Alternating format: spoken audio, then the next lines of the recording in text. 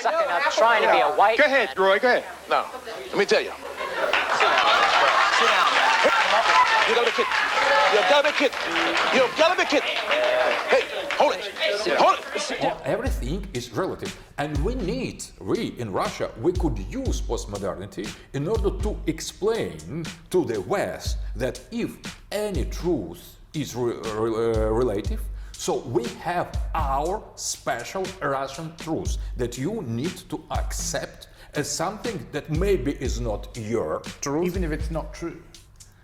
But if the truth is relative, that doesn't mean that the truth doesn't exist. That means that absolute truth, one for all, doesn't exist. Neoliberal capitalism is in crisis across much of the world as discontent directed towards the prevailing political and economic order grows. Mainstream political parties, both on the liberal left and conservative right, are facing new challenges to their political hegemony as ever-growing numbers of people are being attracted to political programs and ideologies that were once ostracized from polite society. This trend is partly manifested in the form of a resurgent left, albeit one that remains extremely weak. However, a more significant challenge of the mainstream is coming from the far right. Given this new reality, some individuals on the left are advocating a left-right alliance directed at overthrowing the establishment.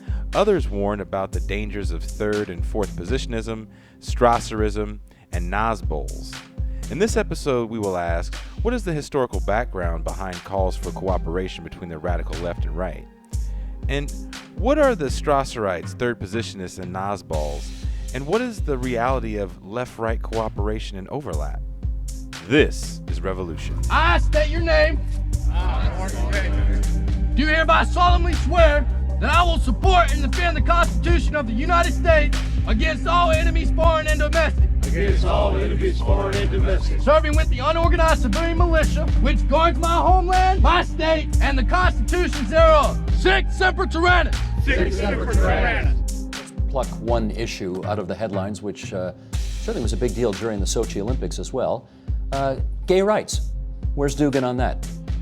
Well, Dugin would say that the way it's currently used, the issue of homosexual rights, homosexual marriage, is really often part of a ideological propaganda war that the West wages on traditional societies. That's one way that Dugin would see it.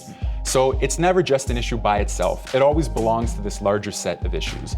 And Dugin would say, look, if you want to order your marital relations in that way, if you want to understand sexual identity in that way, you're welcome to do so, but you shouldn't go around dictating to the rest of the world because they may think of marriage in completely different terms. They may think of sexual identity in completely different terms. And we have to respect those deep cultural differences.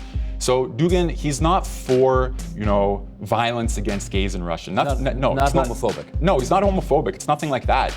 It's that Russia has its own traditions that need to be allowed to develop organically and properly without this imposition of the idea that gay marriage or homosexual relations are the best, they're the standard, they must be respected, they must be celebrated.